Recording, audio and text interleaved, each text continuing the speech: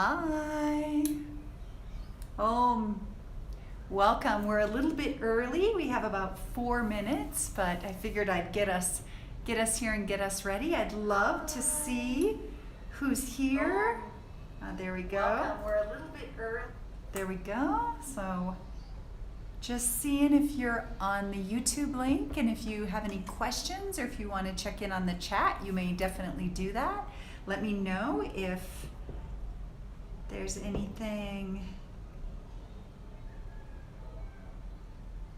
that you'd like to say. I'd love to know who's here.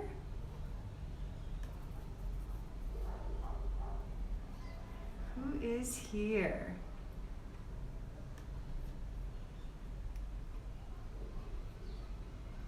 So we're just waiting. We've got about 3 minutes before we officially begin.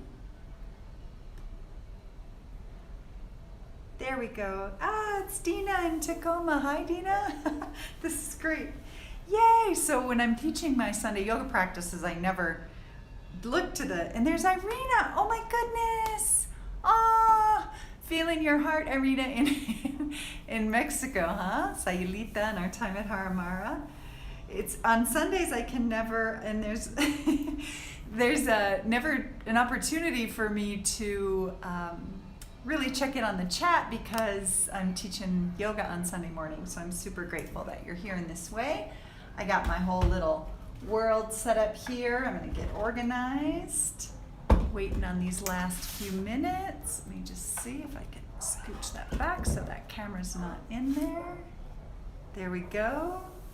Okay, so as you're showing up, all you really need, you might have a journal, but also find yourself a piece of paper. It can be lined or unlined, but a big piece of paper. And then I like colored markers, but you certainly don't have to have colored markers. You can just choose a pen or a pencil. And it's not uncommon for me to do this particular self-care program planning multiple times. So I'm just offering that you may want to let today be your test run and then return to this video again, or return to the content at a later time as well. This is something that I do really regularly. So we're just waiting while people are showing up. Who else is here? Hi, Britt. Linda from St. Vincent in the Caribbean. Wow, or is it Caribbean? Oh my goodness, what an honor to have you. What an honor to be here with you. This is super sweet. Yay.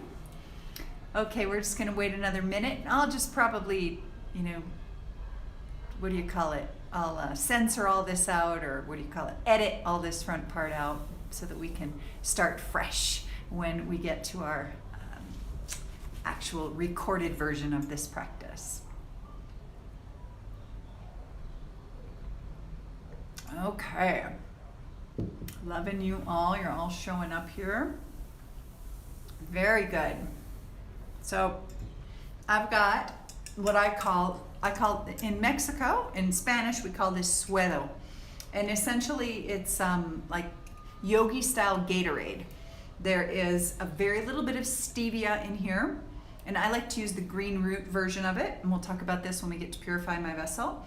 And there's lime, because lime is cooling and lemon is heating, and I personally need a little bit of cooling. And then there's a tiny bit of salt. So this is an electrolyte support for the body, and I drink this almost every day. So most days this is what I drink. Let's see, who else is here? Who else is here? I'd love to see. Just would love, love, love to see. Okay. Very, very good. I'm going to check my email really quick. I'm a one-woman show, so as you're getting your piece of paper, right, you just need an 8.5 by 11 piece of paper, and then maybe you want your journal or a notebook or something else to write upon. But really, you're going to find that the way in which that we do this is going to be pretty much all you need. This and a pen, or like I said, I like my colored markers, but as you wish. Okay, let's see what we got going here. There we go. Let's see if there's anyone else. Very good. So we're just waiting a couple minutes to see who all shows up. See who comes in here with us on the journey. All right. Great. Very good. Okay. So I believe we will go ahead and get started.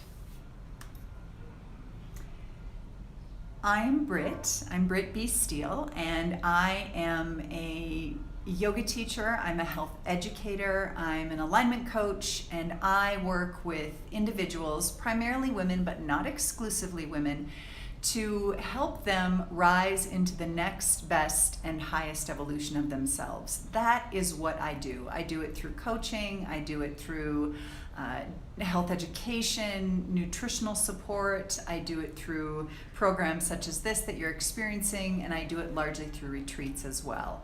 I live here in Mexico, so I'm in an open air studio, and I say that because sometimes it might sound like I'm in a kennel, because there's lots of Mexican street dogs right outside of, I'm on the second story of my little home and yoga studio here, but at the same time the street is down below, and when the burros go by, the burros, the donkeys walk by, and sometimes they're carrying all sorts of things through these little narrow streets. When that happens, my dogs and all the other dogs in the neighborhood get a little crazy. So if that happens, or whatever happens, you might hear church bells, you might hear voices.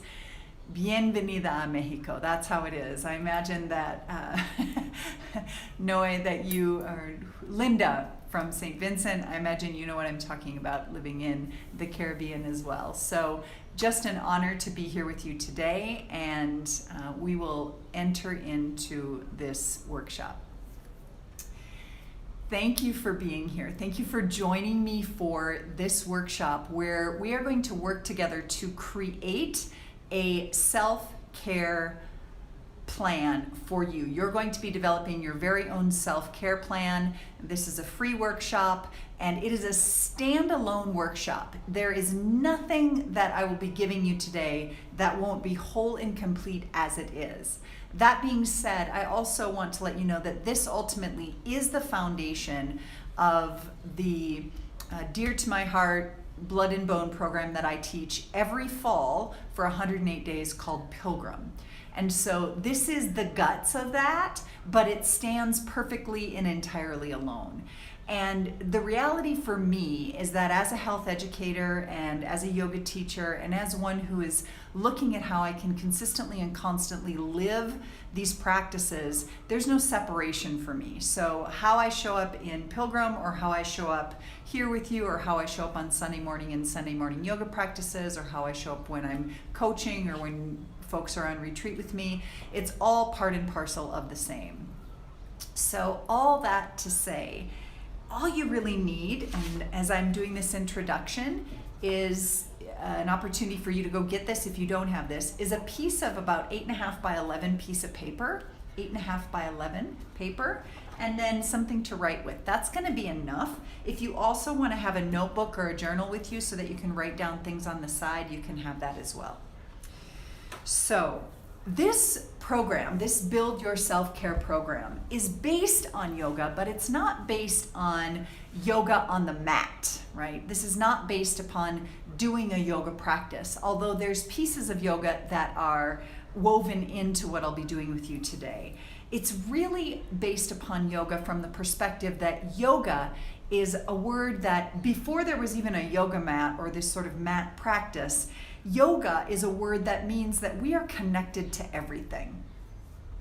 And because of this, you can use everything that comes your way in your life for you to grow, for you to tap into your resources and to live more clearly and more peacefully and more vitally in this life, no matter what shows up. And there's no better time than now to speak to that, right? We're talking about huge world events that are happening in and around and through us. And if it wasn't what we're experiencing right now, it would be something else. So I just say all of that to acknowledge that this practice today that we'll be going through in order to create our self-care program and our self-care plan is based on yoga, but that when I use the word yoga, I'm really talking about the fact and the essential truth that we are connected to everything, and that everything is connected to us. And because of this, when good things come our way, right, in and through our bodies and in through our lives, we can relax, we can receive the blessings of life, and then at the same time, we grow from that. Sometimes when things are hard or when they're extra challenging, we don't really want it that way. And so we shut down and we create a resistance, and that actually shuts off the connection that we have to our vitality, to our clear seeing, and to positive impact that we can make in our own lives, in the lives of those in our lives, and in the world at large. So this whole process of creating a self-care plan in the autumn, as well as with school starting for many individuals, and at a time when you may be feeling like this is the time for me to turn my attention to fortifying my body, my mind, my heart, and my spirit, that these practices ultimately help us get through the hard times too. Because when the hard times come at us in life, when life throws us challenges and things that we're not so interested in, ultimately what we're able to remember, like reconnect, right, connect the dots, is that compost is made of crap, right? And crap grows the best flowers. So we can use the funky stuff that comes our way in our lives as well to provide for us a platform so that we can grow really beautiful flowers. So that's what I mean by yoga. There are mat pack practices infused into a self-care plan, perhaps, but not necessarily. It's not a necessity for the self-care plan. So with that, let's just get on into it. We'll just jump right into the content of the program. So, creating a self-care program. This is based upon the ancient yogic teachings and also really practical public health educational knowledge. So what some of you may or may not know about me is that I have a master's degree in public health. I have an undergraduate degree in exercise physiology. I've directed the fitness program at the University of Arizona. I've taught health and wellness related courses at the university level. I've done integrative health research at the Arizona Cancer Center. I have put together integrative health clinics and integrative health related programs in a hospital-based wellness center. I've spoken to insurance companies. I have spoken to nonprofit women's wellness organizations and wellness education and service organizations across the globe. I'm an author. I've got an online business, and as I said, I do retreats and I do a great deal of this integrative work. So I'm bringing in research, I'm bringing in science, and it's all coming in and through these ancient yogic teachings. So we're seeing what you're going to get today is what's still standing, right? You bring in these ancient yogic teachings, you bring in public health, you bring in scientific research, and you say, what's still standing? In other words, what is woven in and through all of these particular teachings and these traditions and these ways of looking at the world and looking at health and vitality? So the way that I sort of encapsulate it and what we're looking at today is through the 12 touchstones, is what I call them, the 12 touchstones. Now, a touchstone in ancient times was a stone, wasn't like this, it was more like a gray flint stone that a jeweler, we'll just call him, had in ancient times, and someone would bring a piece of gold, a precious metal, would bring a precious metal to the jeweler and say, can you tell me if this is real? Or they'd want to sell it, and the jeweler would want to know if it's real. So they would take this precious metal, this pure, essential aspect of nature, and rub it against the stone, the touchstone, in order to reveal the purity of this precious metal. Now, in this way, these touchstones that we will be working with today to create our self-care program, they are what your pure and beautiful nature rubs up against in order to reveal and to prove to you your purity, to bring forth that purity. So in many ways, what we're doing is we're releasing everything that is not that purity. So it's not a focus, this particular self-care program is not a focus on stopping doing what's not working. It's really turning your attention to what does work in the way of what you're already doing that you can turn up the volume on, what it is that you can bring into your life that is of high and pure service, and then how you can essentially turn your focus to a committed program for yourself. Because when you commit to something, you are less distracted by everything. When you are committed to something, you are less distracted by everything. And there's a lot of noise out there. Simultaneously, when we're not committed to something, we are more distracted by everything. Like, raise your hand if you know that's true. Like, I know that's true in my bones and in my blood. So, with that, we are going to use these 12 touchstones, which I'll explain and we'll go through, as the basis for creating our self-care program. Simultaneously, I offer to you, and you'll offer back to yourself in this practice, that this is an integrative self-care plan. It's not just food and exercise. It's not a bunch of boxes. It's an integration of your body, mind, your heart, and your spirit. And as you integrate these aspects of yourself, you're integrating your outer world with your inner world. You're integrating your right and your left brain. So sympathetic, which is fight or flight, and parasympathetic, which is rest and relaxation response. So there's a stress response and a relaxation response that we're integrating into our wholeness so that we can do our best and be our best when we're out in the world, no matter what shows up. Whether we're alone or we're with one person or we're with a whole bunch of people, right? Whether we are in storms or we are in calm waters, right? This is how we turn our attention to these practices.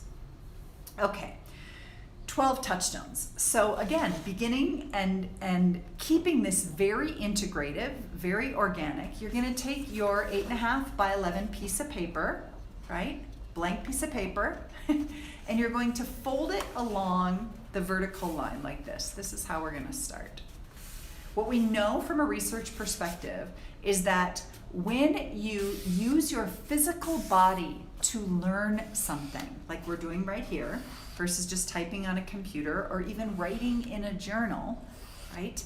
It is absorbed more deeply and is remembered for a longer period of time. So this is good news. So here I'm just rolling back and forth, going back and forth. I am not going to use the scissors. I'm just using my fingers to press hard. You can use however you do this, right? And then you're gonna open this up and you're going to gently tear this into 2 long vertical columns, right? It's gonna get really clear here. So now you have 2 pieces of paper. Now you're gonna take each one and fold them from top to bottom, right? So just fold it as such, just like that.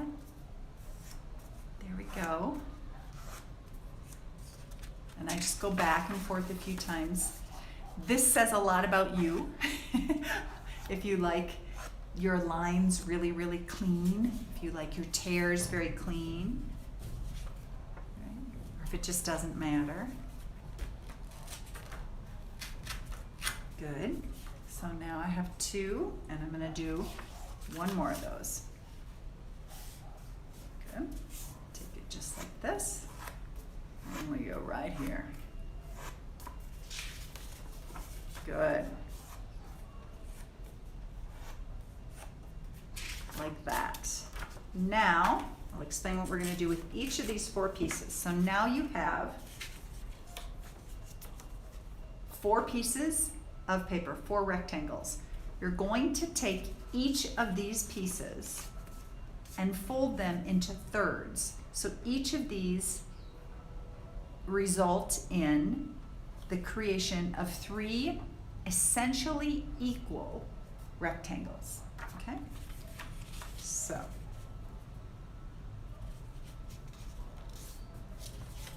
and they don't have to be exactly perfect.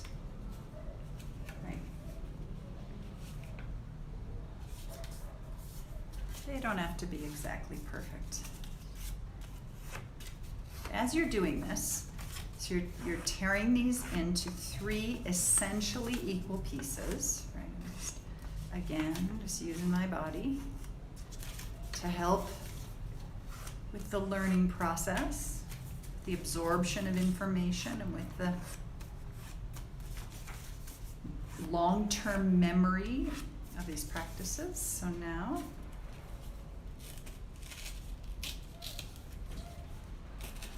so each of these little 4 pieces, for each of these 4 pieces, you are going to end up with 3 little pieces. So just keep on going with that, and while we're doing this, I'm going to tell you a story. So it's a true story about an artist in India, and this artist in India is very, very famous for carving elephants out of stone, full-size elephants out of stone. So accomplished at what he does that when people walk by these stone figures, they have to take a double take because they are so lifelike. And when the artist was asked, how do you do this? How do you carve such an incredible, lifelike animal, an elephant, out of stone? And the artist replied, it's very simple for me. I simply, slowly and steadily chip away at everything that is not the elephant. When we turn our attention to self-care, as we are doing today, as we turn our attention to self-care, what we find is that what is left behind is our true nature, is vitality, is homeostasis, is harmony, is balanced, and is at peace. Every cell in your body desires harmony. This is homeostasis. How are we doing? We should be getting pretty close here. I'm on my last one. How about you? So this practice of creating and following a self-care plan or program is essentially you chipping away everything that is not the elephant. Okay, so here we are. You have 12 little pieces of paper. Just double check, count them, make sure you have 12. If you ended up with more than that somehow, you just need 12, right? 12 little pieces of paper like this, right? That's it. That's what you got right there. 12 pieces of paper. Now, we are slowly going to just move through these 12 aspects of our self-care program. Number 1 is move my body. This might be backwards to you. Move my body. Move my body is the first piece of your self-care plan. Now I'm going to offer up that you write on big letters on one side, move my body. You can write more information on the back of it if you'd like. or you can write the description on another piece of paper. Essentially, move my body. Oh, it looks like it is coming out straight forward, so that's good. Move my body may be a yoga practice for some of you. It may be walking or hiking. It may be lifting weights. It might fit into a compartment of exercise, but I caution that it not always fit into the box of exercise, because if you have to take time out of your life to exercise, you might not do it, or you might not get to it all the time.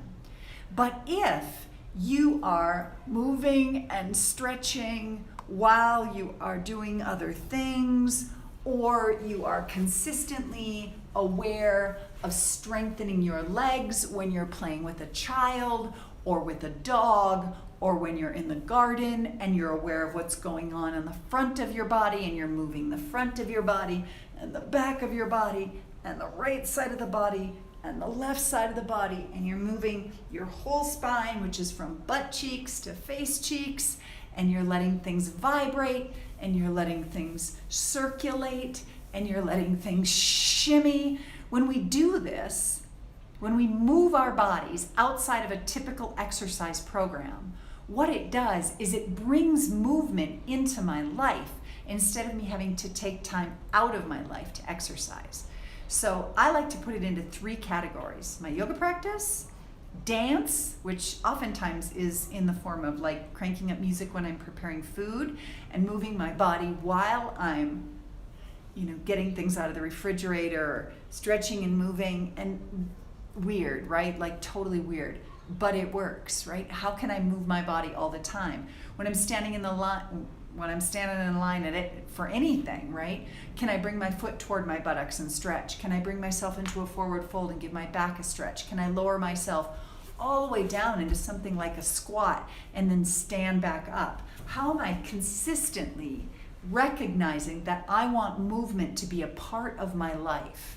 This helps metabolism, this helps balance hormones, this helps digestion, this improves immune system function, this improves mood, this helps you with sleep, all these things, right? So this is move my body. 3 categories kind of chunked into that one. Yoga practice, because it's me and my life and what I do. Dance, and then walking, hiking, getting out in nature. All right, that's your first touchstone. So you write that on your first piece of paper, move my body, right? And then you're just gonna set that down. Second touchstone is purify my vessel. So you can write these words, purify my vessel, on your next piece of paper.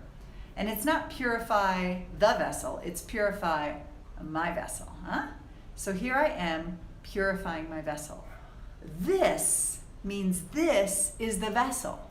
Right? Rumi said,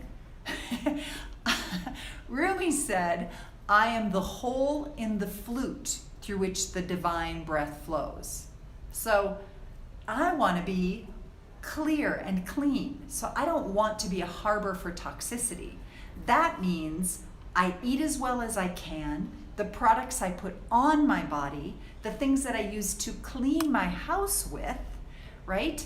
And the things that I bring into my 5 senses, my ears, my nose, my mouth, my skin, and my eyes.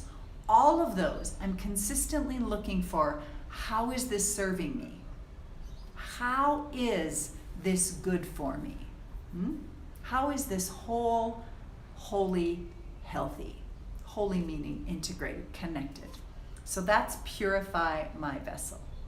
All right, we're gonna keep going. The next one is join conscious community. Join conscious community, huh? Okay, join conscious community. This has 2 little pieces to it. This means that you can bring your consciousness, your best self, into situations where you might even anticipate finding something other than others' best selves. So to a protest, to a family gathering, to the Thanksgiving table, right? Where you're surrounded by people who may or may not think and feel and vote the same way you do, and or they may or may not want to step into a conflicting situation. So you bring consciousness to the communities of which you are already a part.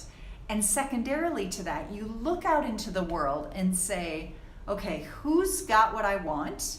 Who's doing something that I see working?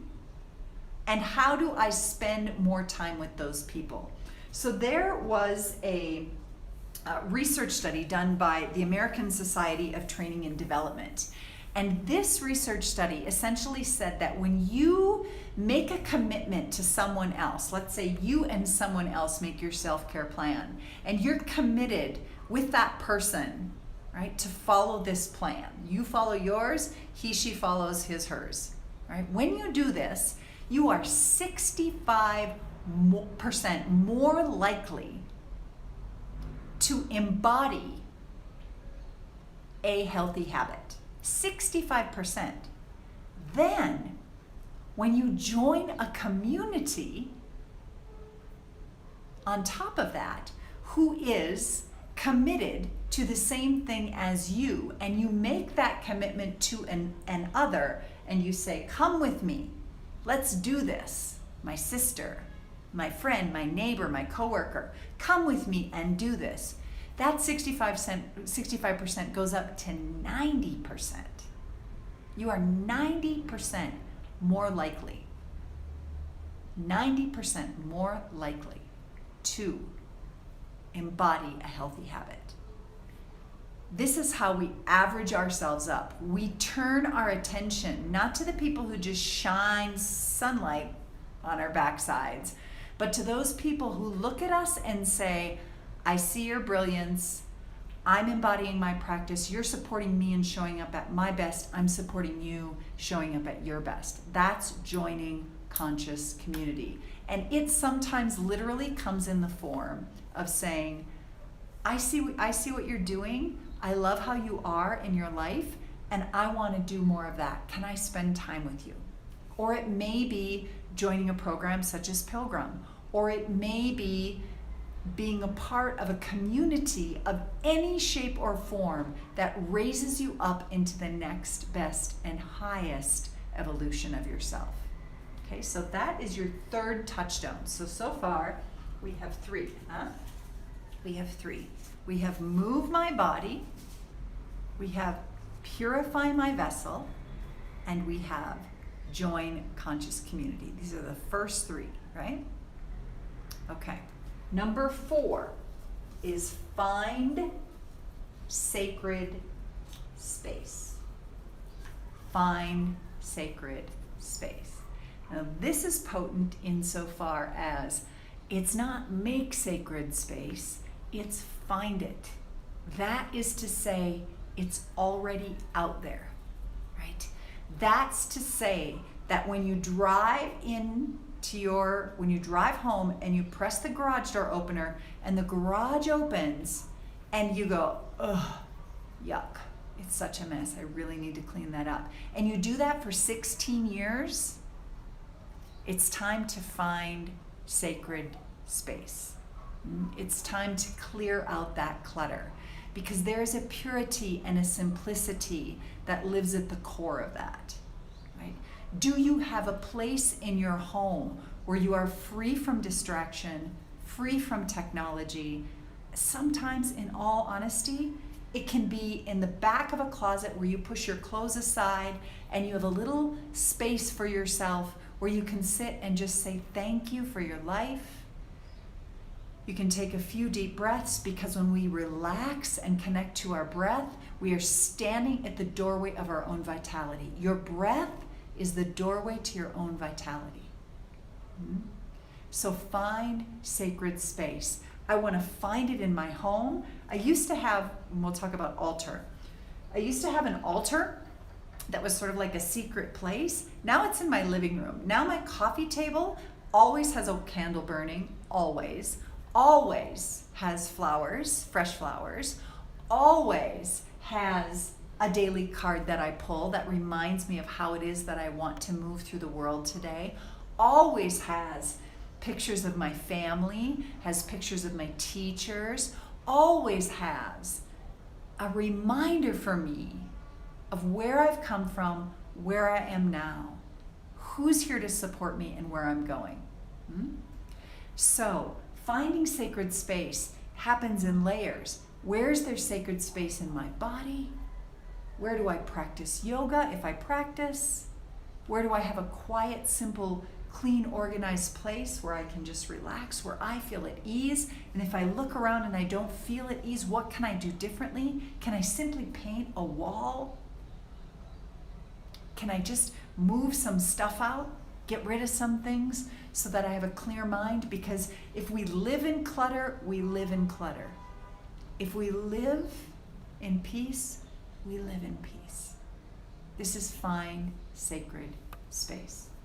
Your next one is align with nature. Align with nature. This is touchstone number 5. So I'm just going to take a breather here, take a drink of water or suero. This is part of my Purify the Vessel. This is water, a little bit of stevia, lime, and a tiny bit of salt. Keeps my electrolytes in balance.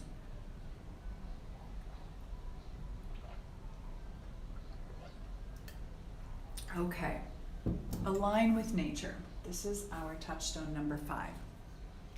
This is to say that I want to recognize that my body is made up of the 5 elements: earth, water, fire, air, and space. And space holds all the other elements.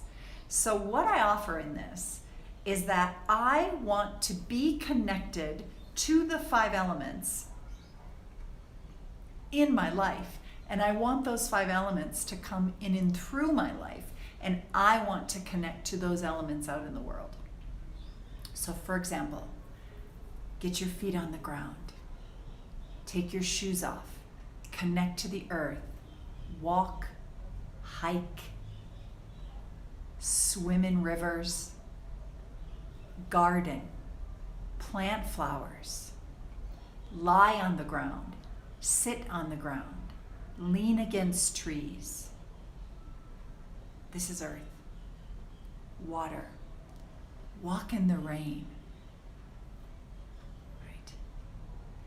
Feel, even when you are showering, that it is the same water as the rains, as the oceans, as the snows and the mountains, as the condensation and the dew that rises in the early morning, as the holy water that you touch your brow with, if you happen to be raised Catholic like I was. That these waters, our tears are sacred, our sexual juices are sacred, our digestive juices are sacred, our saliva is sacred. Right?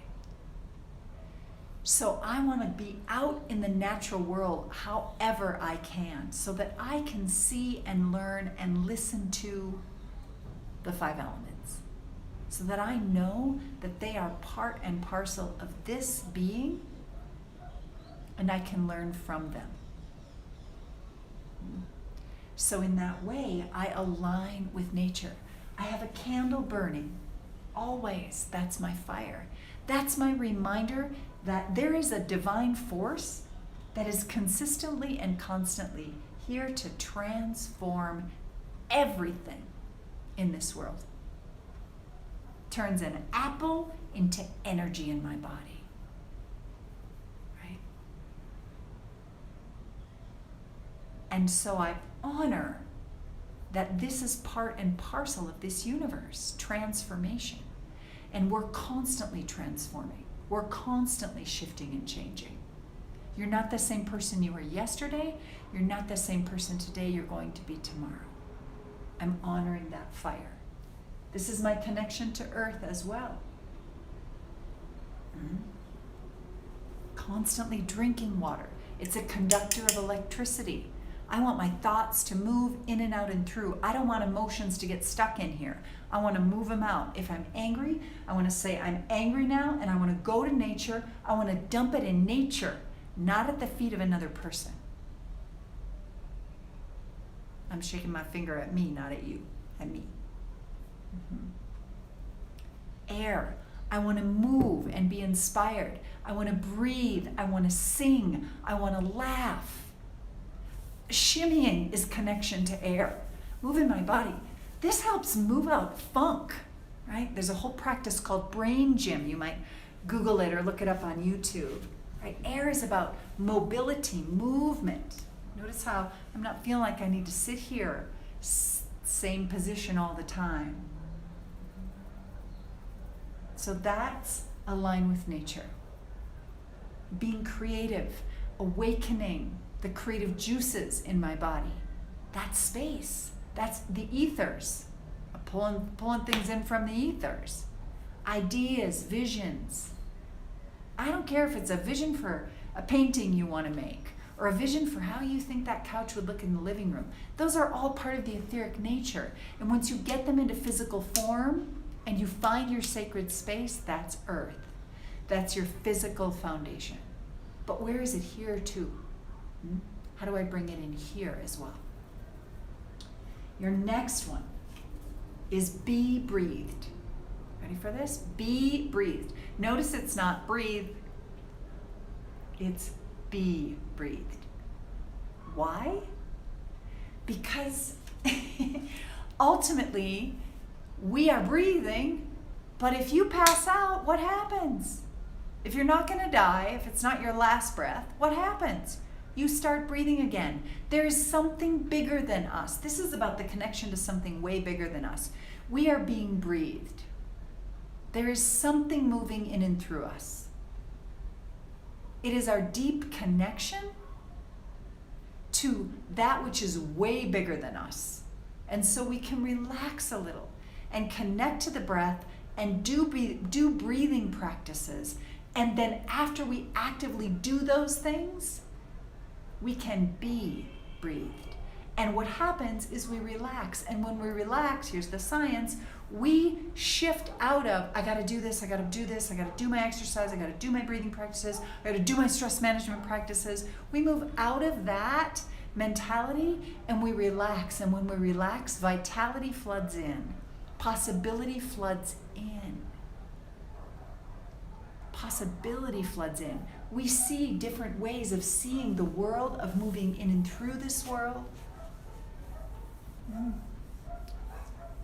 So there's 2 prisoners in a jail cell. 2 prisoners in one single jail cell. One prisoner looks out through the jail bars and sees mud. The other prisoner sees the stars. This is what we're talking about. Be breathed. Now I'm going to give you a little bit. These are the first 6, right? These are the first 6. Move my body. Purify my vessel. Join conscious community. Find sacred space. Align with nature.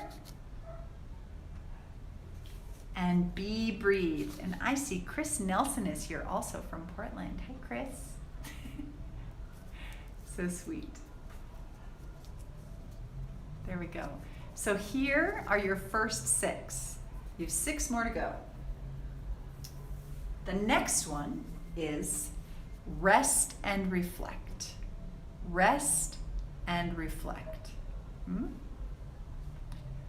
Rest and reflect.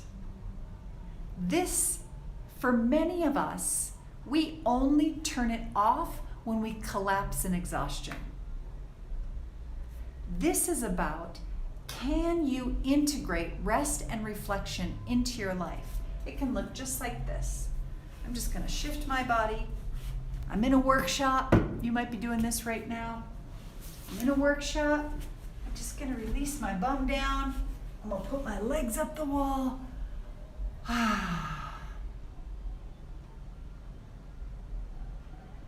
I'm going to lie here for 2, 3, 5 minutes.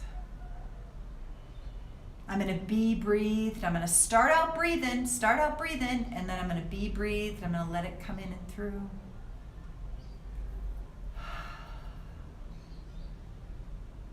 Just that. Positioning my legs in a way on the wall so that I don't have to hold them up. They're holding themselves up. They're just that perfect distance apart. They're relaxed. My butt's a little bit away from the wall. It's just one example. Right? How is it that I rest and reflect? How is it that I take these little moments occasionally between projects, between responsibilities? You can do it sitting on the toilet seat, right? You can go into the bathroom and just settle into something of a forward fold. Just give yourself a little bit of time to just rest right here. This is what you're going to find in these next 6 touchstones is they overlap. They're just going to keep overlapping. Right? So I'm moving my body, I'm resting and reflecting. I'm sitting, I'm opening.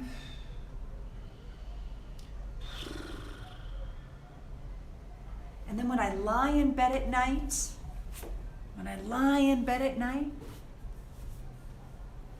I literally sit back and I think, how'd I do today? It's not a judgment. There's no jury. There's no judge. There's just a witness saying, how do I feel? How did I move energy? Are there things I need to let go of? Can I lay those down? Lay those down. Right? Lay those down.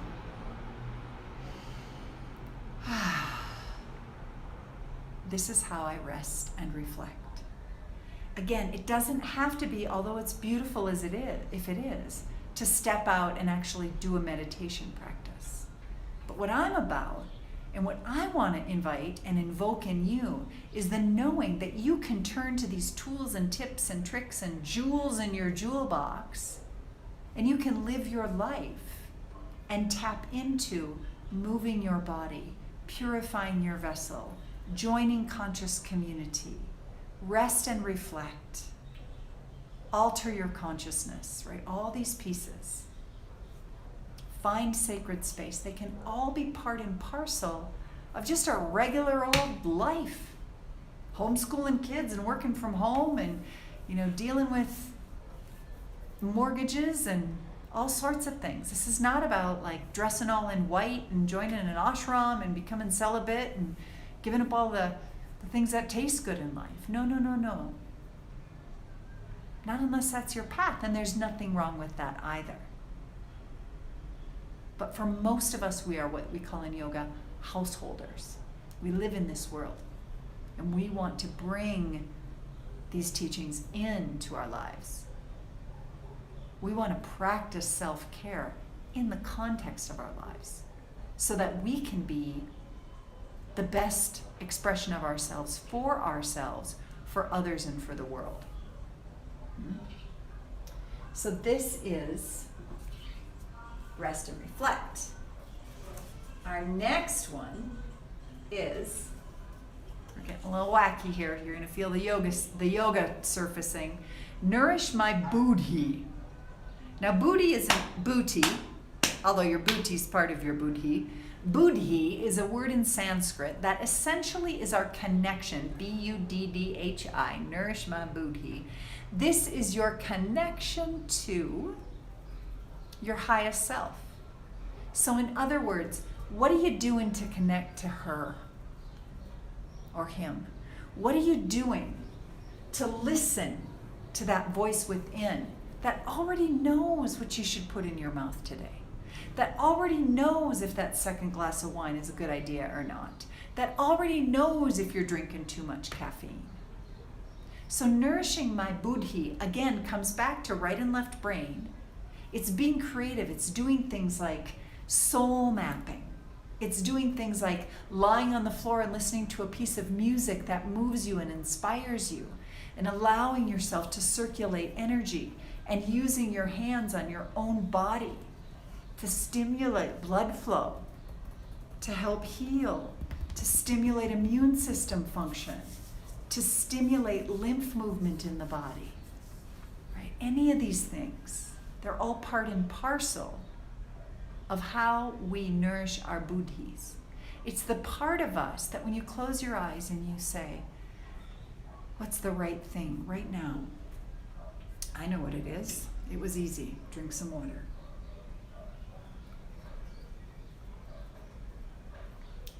It doesn't have to be some huge decision. It's now.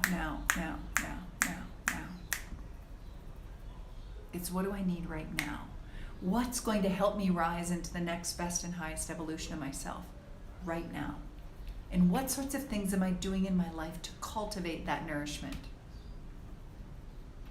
Well, I'll tell you what you're doing. You're taking time to breathe and relax into being breathed. You're aligning with nature. You're seeing the 5 elements in you, and you're looking out at the 5 elements as your teachers. You're creating in your own world those sacred spaces so that you can find them when you need them. You're joining conscious community with an individual or with a program or with a group of people that you love and admire and respect. You're purifying your vessel through what it is that you're listening to, through what it is that you're seeing, through what it is that you're tasting, to what it is that you're putting on your skin, that you're putting in your mouth, that you're bringing into your life. The magazines you're reading, whether you're inspire scrolling or doom scrolling, and you're moving your body. That is how you're nourishing your booty. It's all part and parcel of the whole. Then, so Nourish My Booty often is about making those connections. Alter my consciousness. So this is, you might say, that's spelled wrong. She doesn't know how to spell. Alter my consciousness. A-L-T-A-R. Because an altar is a place that one goes to transform. An altar is a place that I go to shift what's happening inside so that I may be relaxed with what's going on outside. So when I go to my altar, and I have one here in my little yoga studio. There's no gods or goddesses here, by the way. There's rocks, there's a bird that I got from a yoga student. There's this incredible stone that my partner found at the beach. Look at that. Because I'll tell you what, therein lies the whole universe right there. Therein lies the 5 elements. What shaped this stone? What shaped this earthen material relic?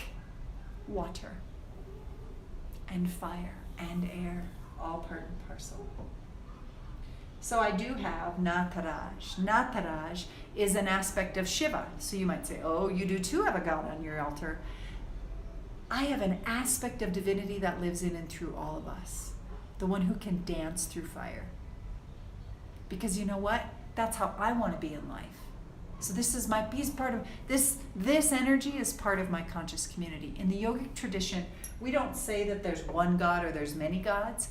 We just acknowledge that whether it's Shiva, which literally means transformation, or Nataraj, which literally means dancer, that these are aspects of this divine giver. Call it whatever it is that serves you, whatever spiritual tradition that moves you, or even part of the natural universe, that everything is part and parcel of the whole. This is yoga. This is integration. There's nothing wrong here. There's nothing wrong here. Okay, so that's alter my consciousness. Having a place where we go. It can be on your bathroom mirror where you take your lipstick and put a little heart and just write, remember who you are, or remember I love you, and you read that to yourself. Or you put a fresh flower in your kitchen so that when you're cooking you remember and you pay gratitude for the earth that has given you these blessings, and the waters and the rains and the farmers, because they're earth too. Like, I'm earth. This is my body. I'm earth. Right? So that's alter my consciousness. The next one is synchronize my heart. Synchronize my heart. What does that mean? That means if you think about, here's an example.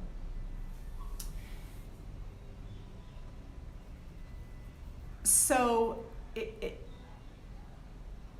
that should be symphonize, not synchronize. That should be symphonize. Here I am. I've done this practice for years. I've taught this program and I forget. Reminds me of when my teacher was, Swamiji Vagashinanda Saraswati was teaching me a puja, a fire ceremony.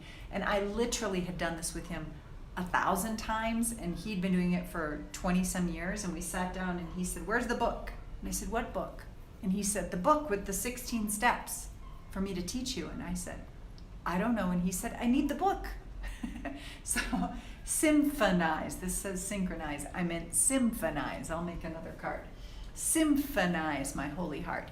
For example, you go to the symphony and there's 3 or 4 violin players and you hear and they're all tuning their instruments. That's a cacophony. That's not a symphony. There's no regard for the other sounds in the orchestra. The symphony happens when there's a consideration for the whole. So when I symphonize my heart, I'm recognizing, again, everything through the lens of yoga, that divinity, that the universe lives right here in this body.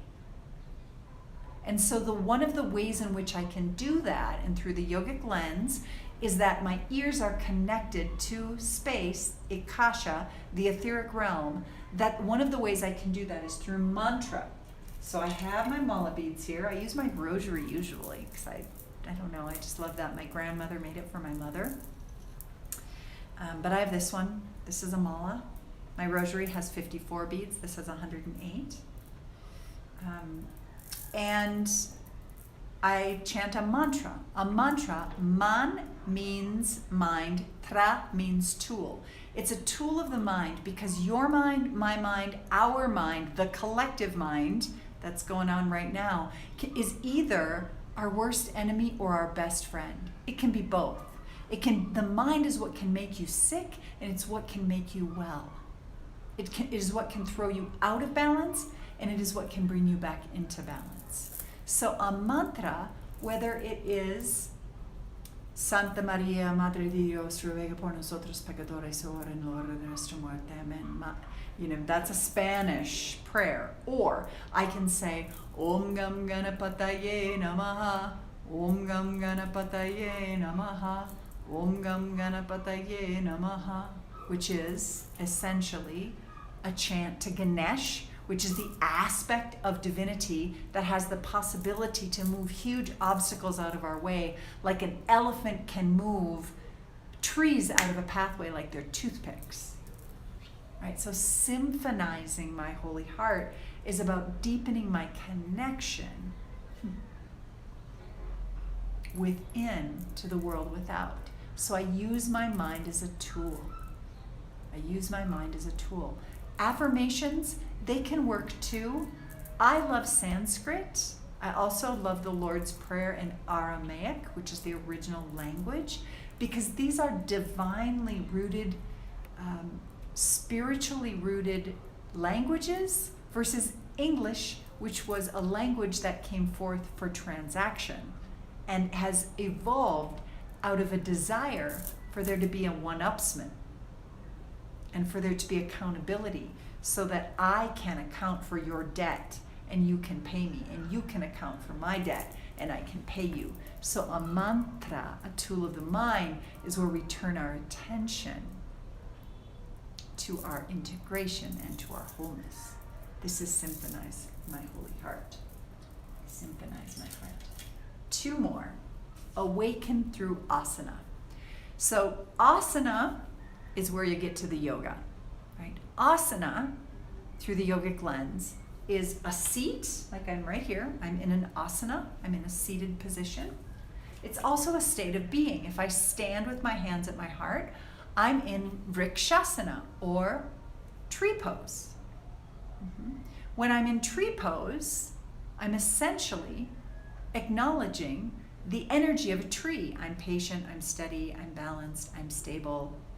I have energy upward rising, like sap rises up the tree. So I take on those qualities. I also am flipping myself upside down in my yoga practice, putting my head below my feet in some way, shape, or form, or tending to my back body, my history, my ancestry, my life 3 years ago, 8 years ago, 10 years ago. I'm tending to what's behind me, what's ahead of me, what's on my right side to support me from a masculine energy perspective. What do I have in place? Right, left brain, right hand, plans, products, pros and cons lists, or left side, creative, open, nourishing, nurturing aspects of my being. Right? So I use my yoga practice to connect me to my life and to help me get through life. And when I'm out in life, I go back into my yoga practice to help me move and shift. I'm talking about yoga like a cat. I'm talking about yoga like a little kid.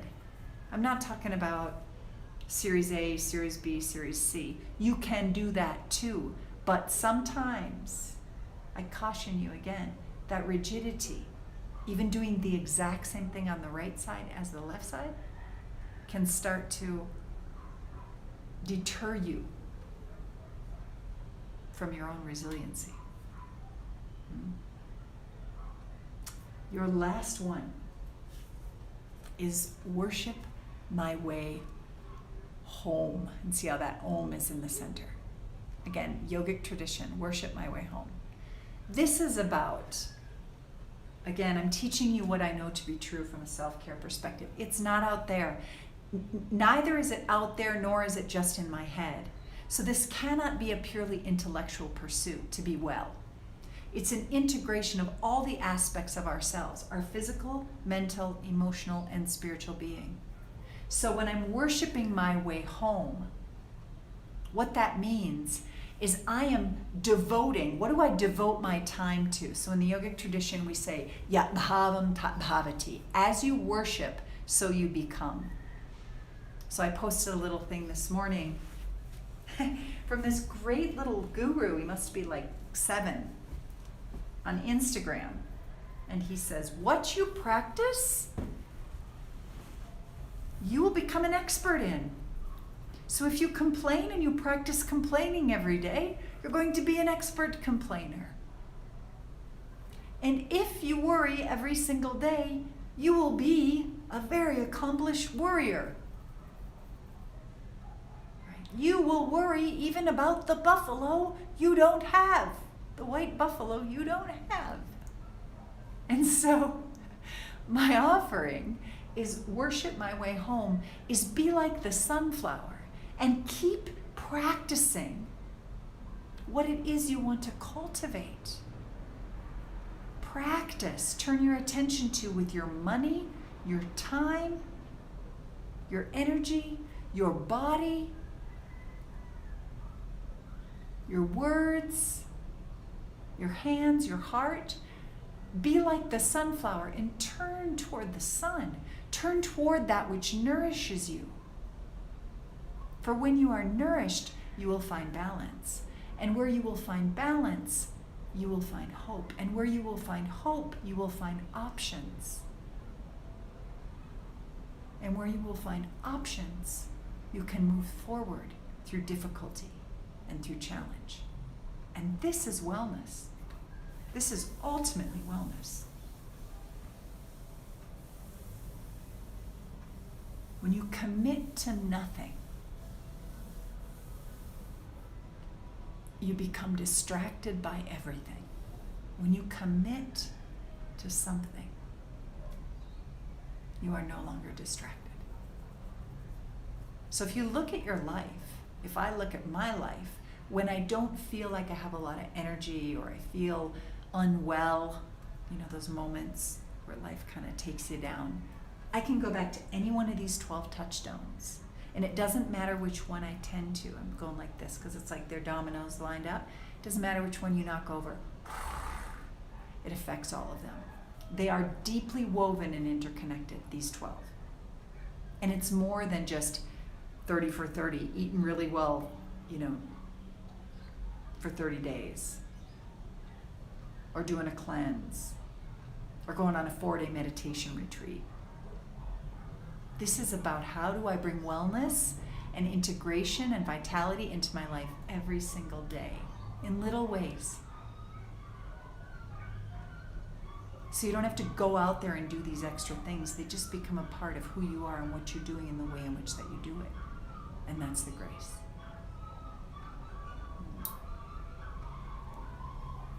Okay. Rest and reflect. Nourish my buddhi. Alter my consciousness. Symphonize my heart. Awaken through asana and worship my way home. So here's what you do. Here's how you do this. I'm going to scooch back. I'm going to bring my camera down just a little bit so I can show you what's going on here. What I'm going to do, you're not going to see my face for this. I'm just going to lay these all out. Just like this. I lay them all out. Just like that. And then I look at them all. Now, very simply, I'm just going to choose the top 5. I'm going to choose my top 5 that I feel are the most important for me to focus my attention on at this point in my life. Doesn't have to be forever. Okay? So here's what I'm going to say. My top 5, your top 5. You pick those.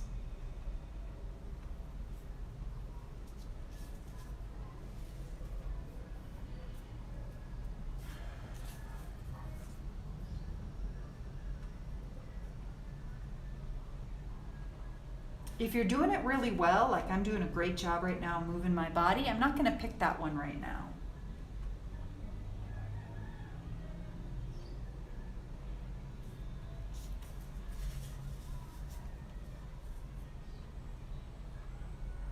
I pick my top 5.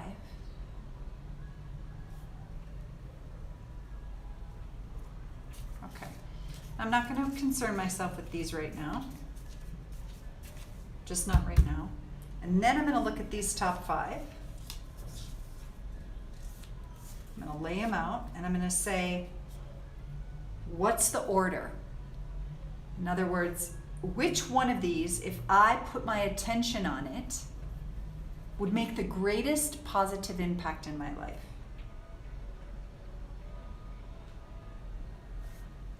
When I pull that. And then I say, what would be the second? And then I say, what would be my third? What would be my fourth? And what would be my fifth? Then I do the same thing, so I'm just going to keep those set aside. Then I do the same thing with the others.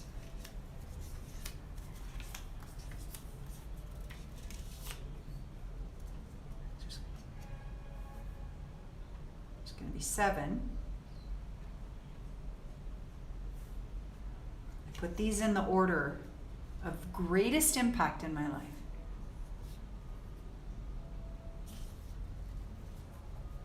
It's so personal. I'm sharing with you mine, but it's where it is today. And I do this a couple times a year.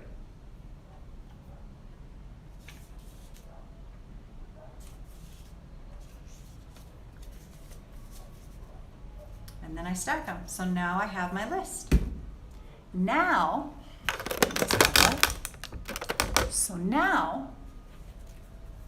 I'm going to look at my top 3. Nourish my buddhi, this is for me. Purify my vessel. And join conscious community. Now I'm going to flip those over, or I'm going to go to my journal, and I'm going to say, what are 3 things I can do to nourish my buddhi? What are 3 things that I can do to tend to my intuition, listen to my higher voice, whatever that may be? What are 3 things I can do to purify my vessel? What I bring in through my eyes, my ears, my nose, my skin, my tongue. What are 3 things I can do to join conscious community? So I lay those out. And I let those top 3 be my priorities, but I don't forget these. I can continue to lay these out. So this is a place where I'll say, take your top 3, your top 4, your top 6, take all 12 if you want, but place them in order, and tape them on the wall next to your toilet, or on the mirror, or on your refrigerator, somewhere where you're going to remember them, somewhere where you're going to be inspired to turn to these 12 touchstones. But I guarantee that if I nourish my booty, I am going to, here's the trick. If I nourish my booty, this happens to be mine today, my 12th one, move my body, that's going to be positively influenced. I promise, because everything's connected. It's a golden chain. If I purify my vessel, I am going to be able to rest and reflect more readily, more easily, and it's going to be more restful, and my reflections will be clearer. See what I'm getting at?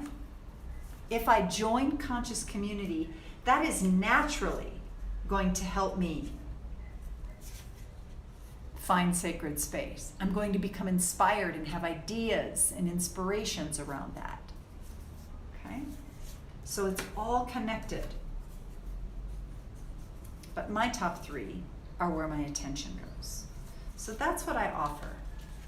These are the 12 touchstones. Now what I'm going to offer you also is there's other ways that you can grow upon this, that you can expand upon this. I'm going to lift this just a smidge. If you so choose, if you're called to pull more of this into your life, you can get your hands on Pilgrim, which is the book. This lays out the 12 touchstones very, very clearly. Right? You can get the hard copy on Amazon, and the link will be in the description below. You can also join Pilgrim, which starts every fall. This year it starts on September 16th. But it happens every fall, and the link is below as well. I'll get the link below for you as well. And that's our 108-day virtual journey.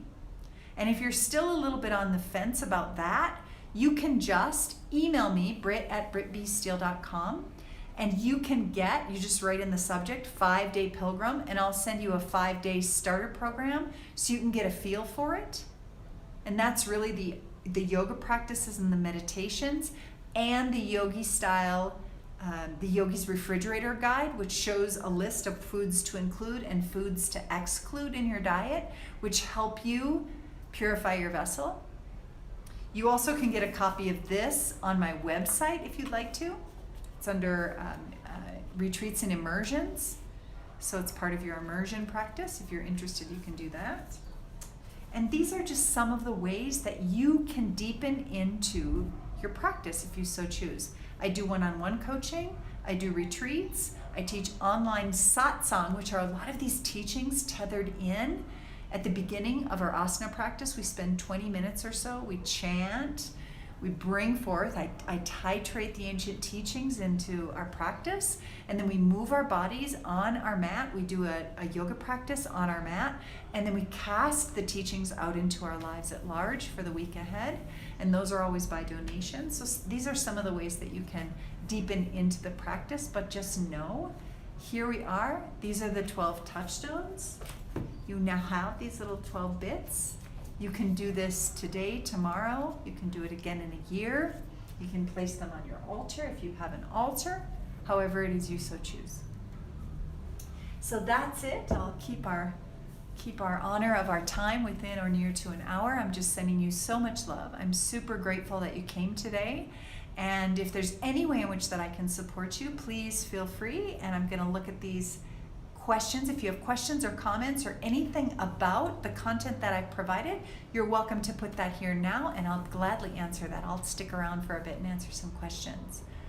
Lots to explore, Kay and Hood River, absolutely. There's a lot to explore. And this is, for me, these 12 touchstones, I just, like, something feels off in my life, I go back. Where is it? I literally am like, all right, I'm not going to complicate this. What are the teachings? Where do I need to focus my attention? I really need to find sacred space. So that's what I turn my attention to. If you're not clear on what all those mean, if this short little introduction wasn't enough, there's a whole bunch of description about what each of those are. If you decide you want to do Pilgrim, you also get you get an electronic version of the book, and you get an electronic version of the field guide. And the field guide has exercises that help you support. You also get a 108-day calendar. You get yoga practices, you get meditations, you get recipes, you get weekly calls with me. You're part of an online community. There's just, there's a ton in it for $349. There's a ton in the program. Is the satsang part of Pilgrim? Oh, so the Sunday morning practices are by donation. So if you join Pilgrim and you choose to participate in the Sunday morning satsangs and practices, they're always there for you. I don't ever look and pay attention to who donates and who doesn't. That goes to my assistant. I never know. It's not important. So if you choose to take them as part of Pilgrim, that's great. If you choose to donate for the Sunday practices, you can do that. It's your heart. Your heart, this is between you and the maker. This has nothing to do with me. I'm there showing up, teaching and practicing. I'm there giving you 100% of my heart, 108% of my heart, and you do whatever works for you best in your life at this time, and that's just how it is. Okay, anything else? Yay! Yes, most definitely great prep for September 16th.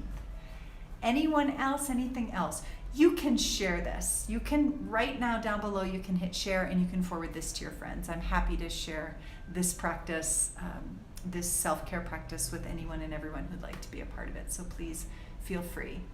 All right, so send in so much love. I'm gonna chant to close this because this is just my reminder in my heart that we are part of a great universe that's here to support us and walk with us and hold us when we fall, and that we are always cared for, because that is the way in which that I know to connect to my own heart and to stay relaxed and to see possibilities during difficult times. And when I look back on my life, having had these teachings and having used these teachings on a regular basis, what I know to be true is they profoundly impact and positively influence my life. So here is the closing chant. Om Purnamida Purnamida Purnamudachyate Purnasya Purnamadhaya Purnamaveva Shishyate. Om Shanti Shanti Shantihi. May there be peace in your heart. May there be peace in my heart. And may there be peace where our hearts collide. Big love to you. Thank you for being here. I'll put some links in the description below so you've got those. And I'm just right here. Please reach out anytime. Please share this with your friends. Please subscribe if you haven't subscribed. That also is of high support to me as well. So big love. Om. Ciao.